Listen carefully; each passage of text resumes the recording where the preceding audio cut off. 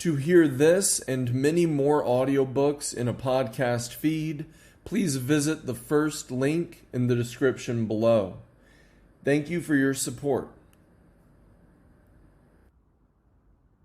The Governance of China, Volume 3, by Xi Jinping. Audiobook, Part 2. Thought on Socialism with Chinese Characteristics for a New Era. New Requirements for Chinese Socialism in the New Era. Part of the speech at the first plenary session of the 19th CPC Central Committee, October 25th, 2017. We should fully understand the new requirements of socialism with Chinese characteristics in the new era, and constantly strengthen all undertakings of the party and the state. This new era will have an important historic bearing on China's future.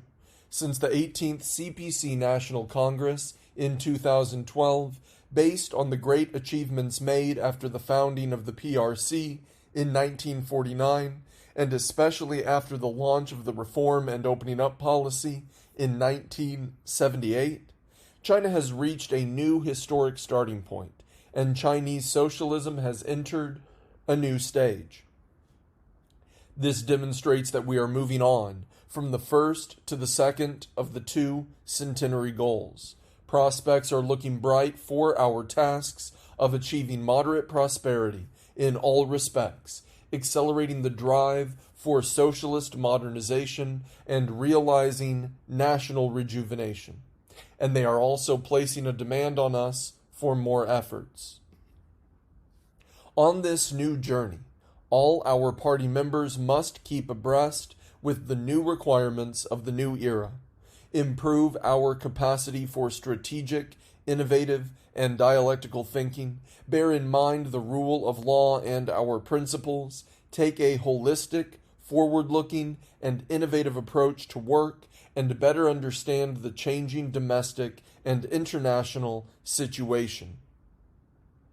We must put into practice the party's theories, guidelines, principles, and policies, especially the guidelines, development strategies, and policy measures established at the 19th CPC National Congress, promote the great cause of Chinese socialism and the great project of strengthening the party, and unite all the Chinese people and lead them to strive for a moderately prosperous society and a modern socialist country in all respects. Fully implement the thought on socialism with Chinese characteristics for a new era. Part of the speech at the first plenary session of the 19th CPC Central Committee, October 25th, 2017.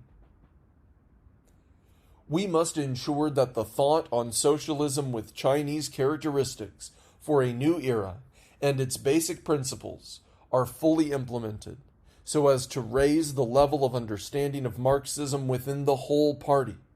The thought and its basic principles have come neither from thin air nor subjective assumptions.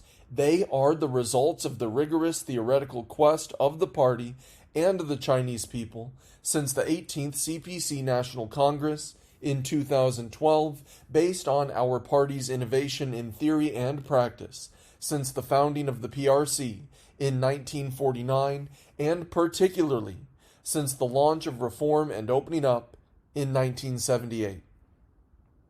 They therefore represent a crystallization of the creative wisdom of our party and the people. As the saying goes, forever green is the tree of life. A theory can only find its inspiration in the richness and vibrancy of real life and in the practical need to resolve social problems. On our journey in the new era, all party members should combine theory with practice, that is, linking theoretical study closely with the historic changes in the undertakings of the party and the state, with the new realities of Chinese socialism in the new era, with the great changes in the principal problems confronting our society, and with the work required to fulfill the two centenary goals. To achieve this, we must consciously guide practice with theory and ensure that all aspects of our work better conform to the demands of objective and scientific laws. In this way, we will constantly enhance our capacity to uphold and develop Chinese socialism in the new era, and turn our party's theories into a powerful force for us to realize the two centenary goals and the Chinese dream of national rejuvenation. New era, new initiatives, new achievements. Part of the speech at the press conference by members of the Standing Committee of the Political Bureau of the 19th CPC Central Committee, October 25th, 2017. The first plenary session of the 19th CPC Central Committee has just elected a new central leadership. I was re-elected General Secretary of the Central Committee. I see this as approval of my work and a spur to further endeavors. Now, I wish to present to you the other 6 standing committee members elected at the session: Li Keqiang, Li Zhanshu, Wang Yang, Wang Huning, Zhao Lizhi, and Han Zheng. Among them, Li Keqiang was a member of the Political Bureau Standing Committee of the 18th CPC Central Committee, and the other 5 colleagues were members of the Political Bureau of the 18th CPC Central Committee. You can learn more about them from the media, so I have no need to elaborate. Here, on behalf of the newly elected central leadership, I wish to extend our heartfelt thanks to all the members of the party for the great trust they have placed in us. We will work diligently to carry out our duties, fulfill our mission, and merit their trust. Over the past 5 years, we have set out a broad agenda. Some tasks have been completed, while others need further work. This party Congress has set new goals and new tasks. We must make coordinated efforts to see them through. Following decades of hard work, socialism with Chinese characteristics has entered a new era. In this new context, we must take on a new image, and more importantly, achieve greater success. The coming 5 years, between the 19th and the 20th CPC National Congresses, are a period in which the timeframes of the two centenary goals will converge. We must deliver the first centenary goal. We must also embark on the journey towards the second centenary goal. As I look ahead to the next 5 years, I see several important junctures. In 2018, we will mark the 40th anniversary of the launch of the Reform and Opening Up. Reform and Opening Up is a crucial move that is shaping China's future. 40 years of reform and opening up has made it possible for our people to lead decent, comfortable lives. Reviewing our experience and building on a strong momentum, we will continue to modernize the state governance system and capacity, achieve deeper all-round reform, and open China still wider to the world. We will see that reform and opening up complement and reinforce each other. It is my conviction that the rejuvenation of the Chinese nation will become a reality in the course of reform and opening up. In 2019, we will celebrate the 70th anniversary of the founding of the PRC. We will act on the new development philosophy and strive for sustained and healthy economic growth that benefits people in China and all around the world. We will continue our efforts to accomplish all the tasks laid down in the 13th Five-Year Plan, develop a new blueprint for China's future, and see all our endeavors bear fruit. These efforts will contribute towards a more prosperous and stronger People's Republic. In 2020, we will achieve moderate prosperity in all respects throughout the country. This is a society to be enjoyed by each and every one of us. On the march towards common prosperity, no one will be left behind. We will mobilize the whole party and the whole country in the resolute push to deliver on our pledge, eradicating poverty in China. The aspiration of the people to live a better life must always be the focus of our efforts. We must remain committed to the people-centered philosophy of development, strive to guarantee and improve living standards, make steady progress towards enhancing our people's sense of gain, happiness, and security, and realize common prosperity for all our people. I have no doubt that our people's lives will further improve year after year. In 2021, we will mark the centenary of the CPC. For the party that champions the cause of lasting prosperity of the Chinese nation, this centenary sees us in the prime of life.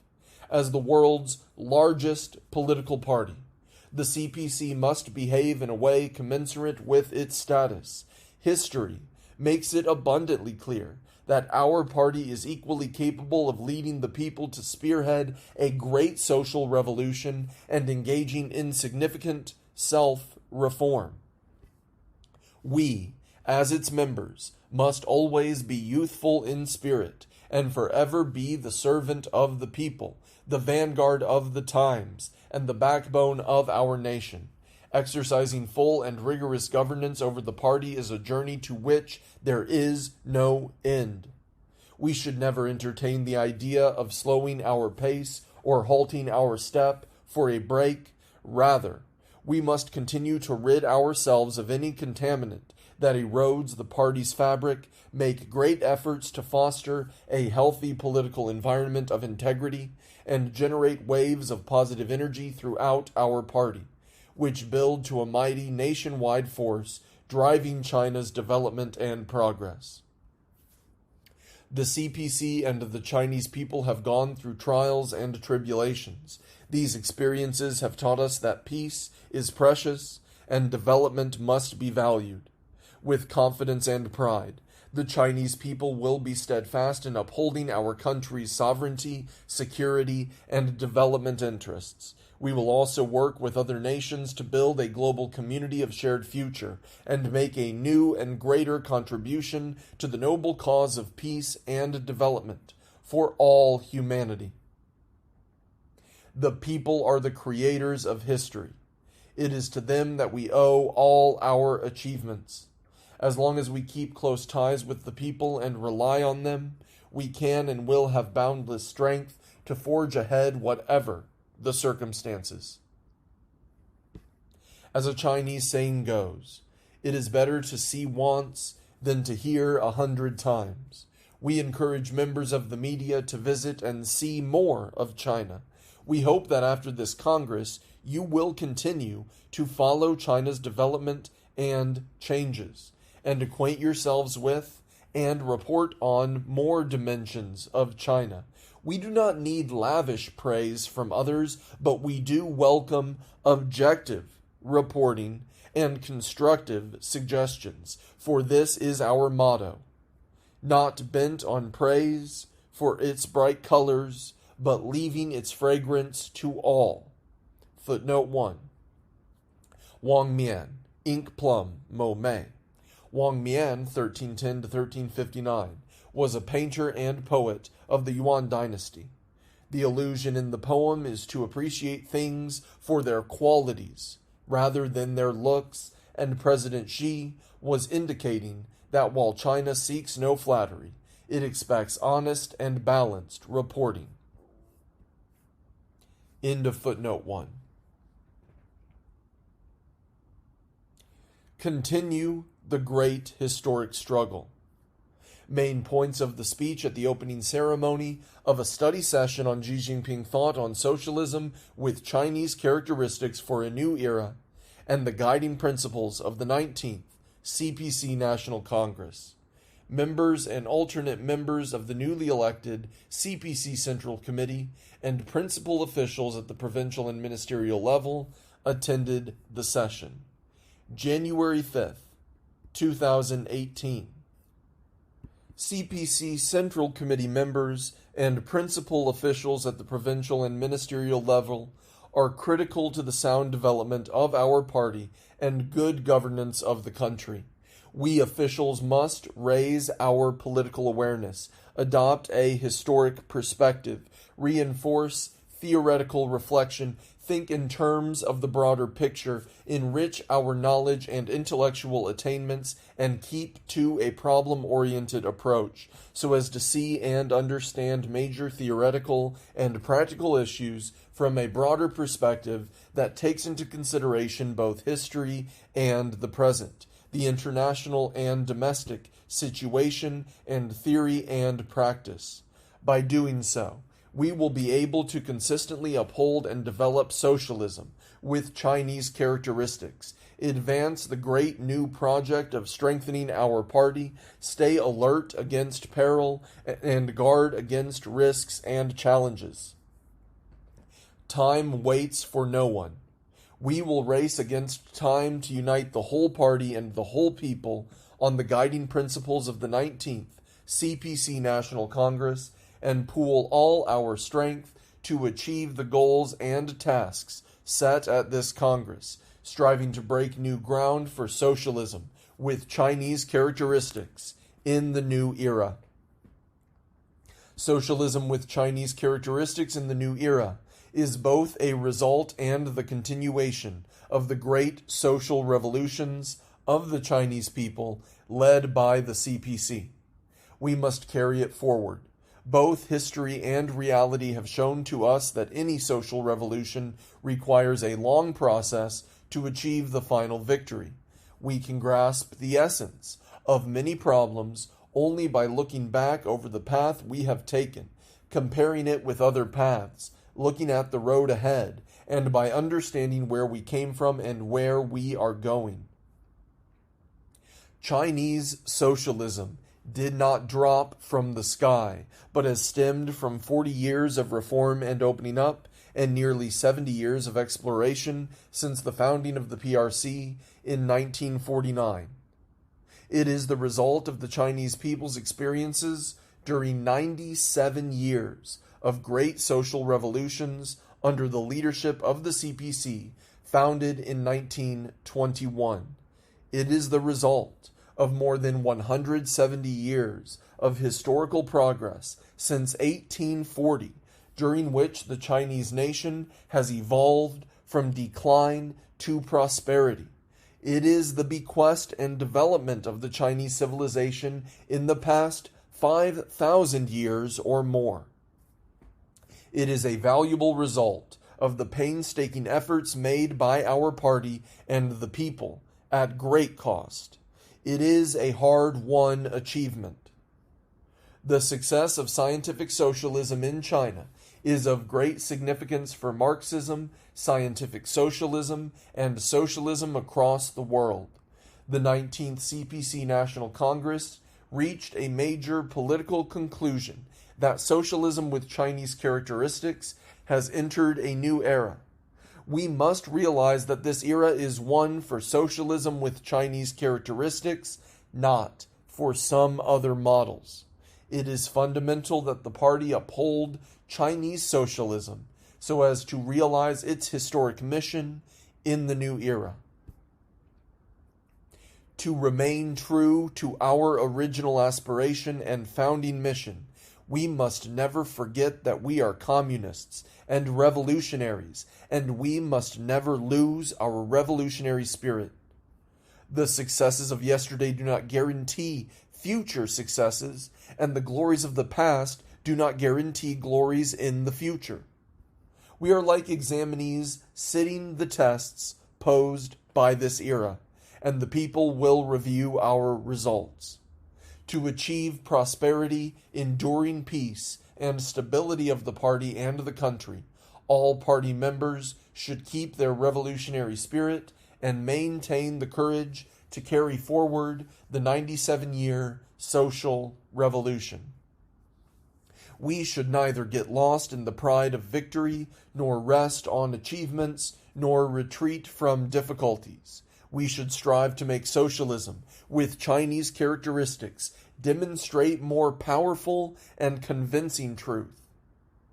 Our party must have the courage to carry out self-reform and become stronger in order to uphold and develop Chinese socialism in the new era. To have the courage to carry out self-reform and conduct strict self-governance is the most distinctive characteristic of our party, and strict governance of the party is a permanent feature. The great new project of strengthening our party in the new era will play a decisive role in realizing our country's great cause and dream.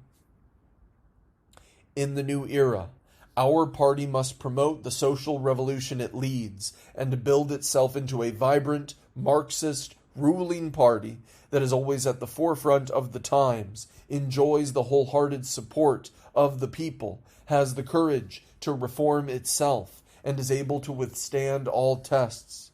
This is not only an objective requirement for our party to lead the people in advancing this social revolution, but also an innate need of our party, which is a Marxist party, to strengthen and develop itself.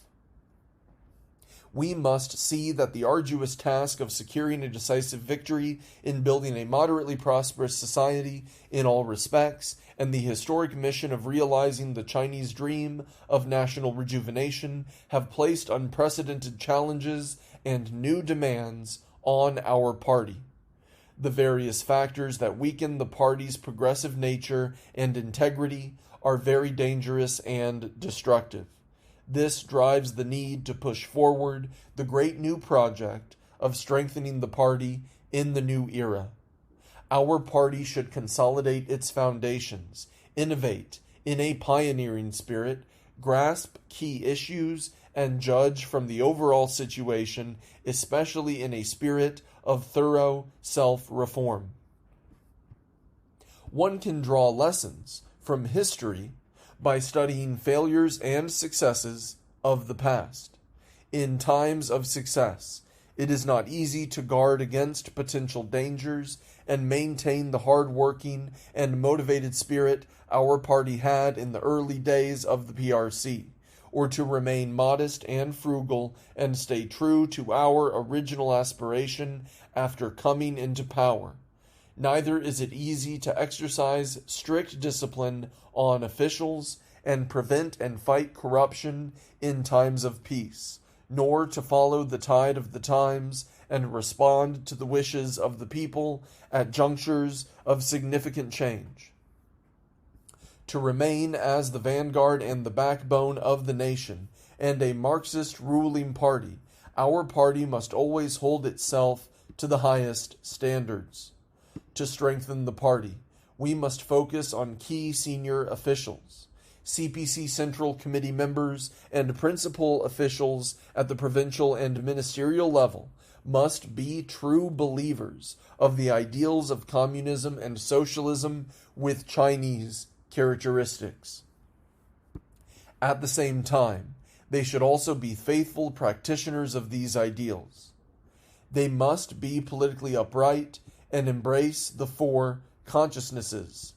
Footnote 1. This refers to maintaining political commitment, thinking in terms of the general picture, following the core leadership of the CPC Central Committee, and acting in accordance with its requirements. End of footnote 1.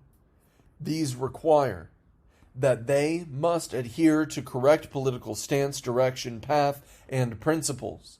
They must uphold the authority of the party's central leadership, follow its political guideline, and strictly observe its political discipline and rules. They must develop a stronger sense of responsibility, adopt a correct view of their achievements, seek truth, and be down to earth. They should work tenaciously to be truly responsible to history and the people. They must be highly competent, continue to acquire new knowledge, understand new fields, open up new horizons, and improve capabilities in leadership and governance in all respects. They must be strictly disciplined in conduct, bear the people in mind, and make fact-finding trips and profound analysis. In this way, they will enhance their political caliber and work competence while serving the people wholeheartedly. They must expand their vision, enrich their work experience, and better combine theory with practice while learning sincerely from the people. They should conduct self-questioning, self-criticism, and self-education while listening to the voice of the people and accepting public scrutiny. That is to say, they should improve themselves while serving the people and continuously oppose the practice of favoring form over substance, bureaucratism, hedonism, and extravagance. Officials must practice the 3 guidelines for ethical behavior and 3 basic rules of conduct at work, as well as in their daily life. Furthermore, they should turn the practice into a habit. They should enhance morality and self-cultivation, take the lead in promoting the core socialist values, discern between right and wrong and between good and evil, develop healthy pursuits, and keep up with the high standards of clean governance and self-discipline, so that they are prudent in mind and deed and observe rules and principles. All officials should first preserve moral integrity, being self-disciplined on small matters and resolutely opposing ideas and actions born of privilege, so that they will develop a habit of working and living under supervision and restraint, and become strictly disciplined in their conduct. Prepare in advance against the unexpected, which is a basic principle of governing a country. Footnote 2. Wu Jing, Governance of the Zhengguang Period. Jin Guang Zheng Yao, Wu Jing 670-749, was a historian and official of the Tang Dynasty. End of footnote 2. At present, China is in a period of promising historic opportunities. The overall prospects for development are good, but the road ahead will not be smooth. The more our country achieves, the more prudent and prepared we should be, as though walking on thin ice, in order to avoid making strategic or fatal mistakes. In the face of a confusing and changing international landscape, a complex and sensitive neighboring environment, and the formidable tasks of reform, development, and maintaining stability at home, we must take the precaution of guarding against risks while adopting effective measures to address and resolve them when they arise. We must be fully prepared and make proactive strategic moves to convert danger into safety and adversity into opportunity. We will continue the great historic struggle with many new features, prepare to overcome all difficulties and obstacles, and march forward towards the great goals set by our party. Broader dimensions for Marxism in contemporary China and the 21st century. Part of the speech at the ceremony commemorating the bicentenary of the birth of Karl Marx. May 4th, 2018. The CPC is a political party armed with Marxism. Marxism is the soul of the ideals and convictions of Chinese communists. In 1938, Mao Zedong noted that, quote, "Our party's fighting capacity will be much greater if we have 100 or 200 comrades with a grasp of Marxism-Leninism, which is systematic and not fragmentary, genuine and not hollow." End quote. Footnote 1. Mao Zedong, The Role of the Chinese Communist Party in the National War, Selected Works of Mao Zedong, Volume 2, English edition, Foreign Languages Press, Beijing, 1965, page 209, end of footnote 1. The history of our party shows that there is a reason for its ability to grow stronger despite all difficulties. It has always provided strong philosophical and theoretical training for its members and officials so as to have a shared faith, a strong will, coordinated action, and great strength. At present, the formidable tasks of reform, development, and stability, the quantity and degree of problems, risks, and challenges, and the tests for governance of the country are all unprecedented.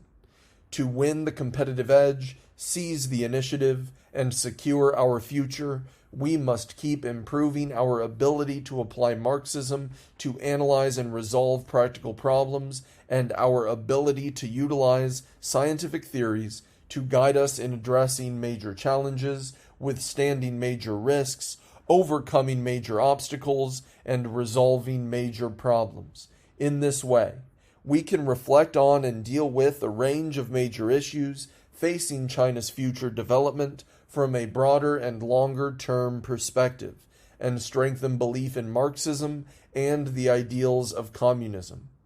It has been 170 years since the publication of the Manifesto of the Communist Party, during which time earth-shaking changes have occurred in human society.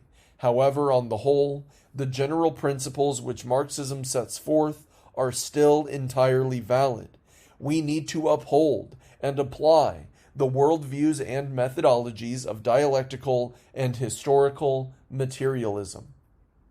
We need to uphold and apply the Marxist stance, viewpoint, and methodology.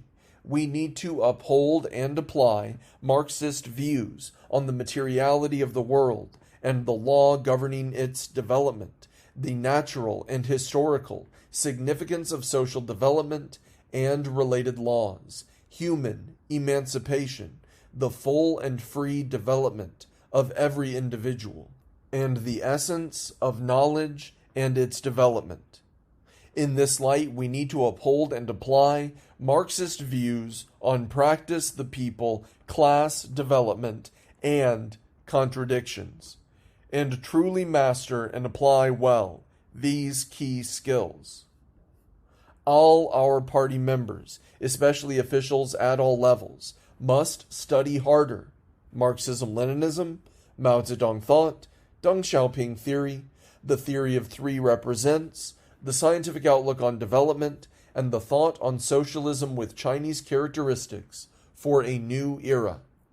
We must study these in a thorough, painstaking, and assiduous way, and apply them to problems and reality so as to better transform such ideas and theories into a material force for understanding and changing the world. We communists must take reading Marxist classics and understanding Marxist principles as a way of life and an intellectual pursuit, and apply the classics to foster our integrity, temper our way of thinking, broaden our horizon, and guide our practice. A rational approach is needed to study theories. Engels once pointed out, Marx's whole way of thinking is not so much a doctrine as a method.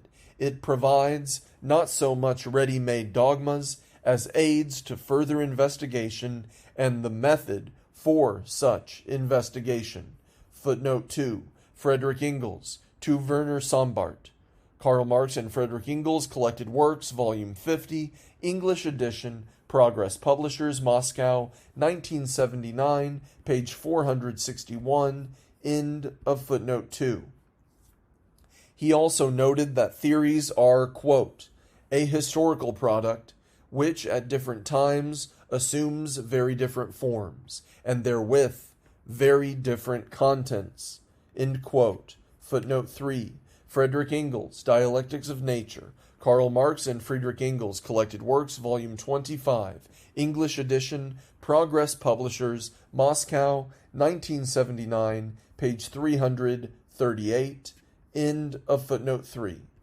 The basic principles of scientific socialism cannot be discarded. Once discarded, it would cease to be socialism. Likewise, scientific socialism is not a fixed dogma.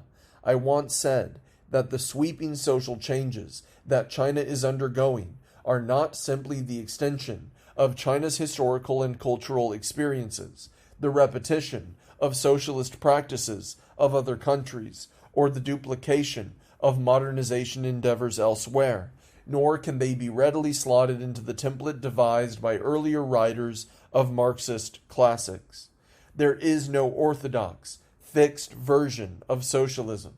A blueprint will become a bright reality only when we combine the basic principles of scientific socialism with China's realities, historical and cultural traditions, and contemporary needs, and constantly analyze and summarize the lessons gained from our practice. The lifeline of a theory lies in innovation, and it is a sacred duty of Chinese communists to develop Marxism. We need to use Marxism to observe and decipher the world today and lead us through it, and develop it in dynamic and abundant practice in contemporary China. We should learn from all the achievements of human civilization with an extensive view. To outdo ourselves, we need to protect our foundations while innovating, and learn widely from the strengths of others to improve ourselves. Finally, we need to have a deeper understanding of governance by a communist party, the development of socialism, and the evolution of human society, and open up new prospects for the development of Marxism in contemporary China and the 21st century. Focus on our tasks, bear in mind the national goal and changing conditions. Part of the speech at the seminar on promoting the rise of Central China. May 21st, 2019. I have often said that leading officials should have two factors in mind. One is the strategic goal of achieving national rejuvenation. The other is the world experiencing a level of change unseen in a century. This is the prerequisite to planning our work.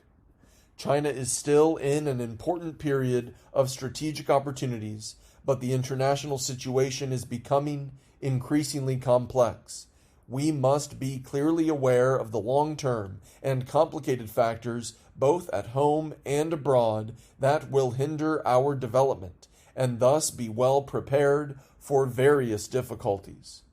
Properly completing our own tasks is the most important thing.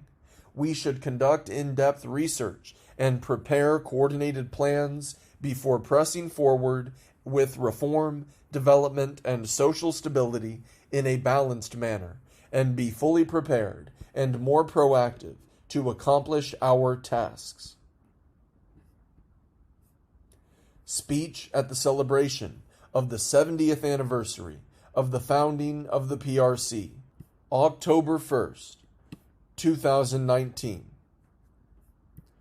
Compatriots, comrades, and friends, we are gathered here today for a grand rally to celebrate the 70th anniversary of the founding of the People's Republic of China.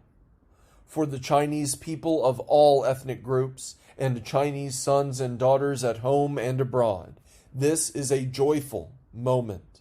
We take pride in and give our best wishes to our great motherland.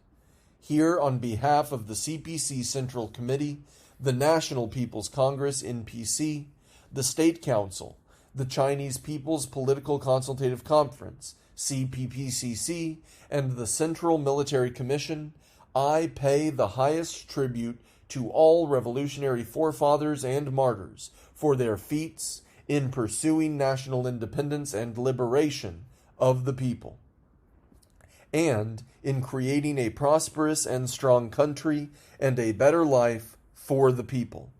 I extend warm congratulations to the Chinese people of all ethnic groups and all fellow Chinese at home and abroad, and express heartfelt gratitude to friends around the world for their support to China. 70 years ago on this day, Mao Zedong solemnly declared here to the world that the People's Republic of China was founded and the Chinese people had stood up. This great event put an end to China's misery born of poverty, weakness, oppression, and humiliation over more than 100 years since the advent of modern times.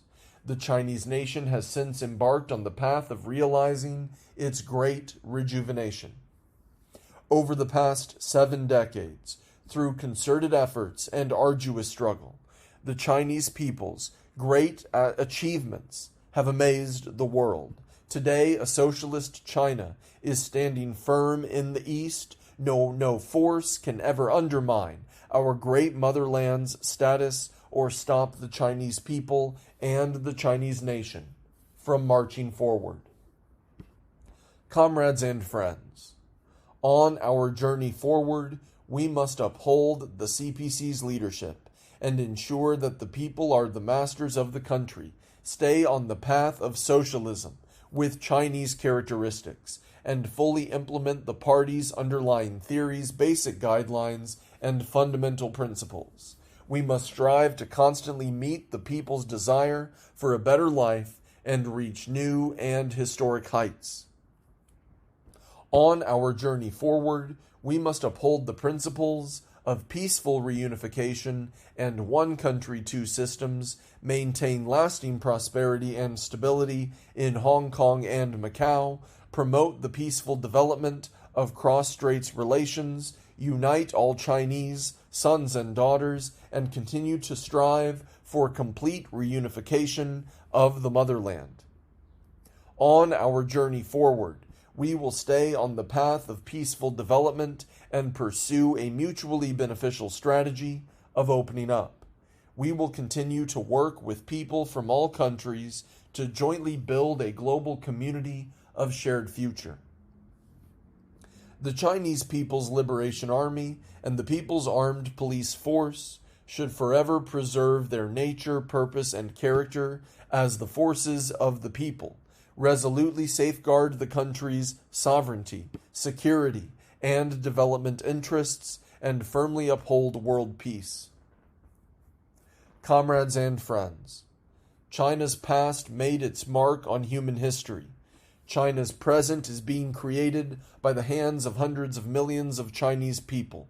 China's future will be even brighter. All members of the party, the armed forces, and the people of all ethnic groups should unite closer, stay true to our original aspiration and founding mission, and continue to consolidate and develop our people's republic. We should continue to enhance our efforts to achieve the 2 centenary goals and to realize the Chinese dream of national rejuvenation. Long live the great People's Republic of China. Long live the great Communist Party of China. Long live the great Chinese people. End of audiobook part 2.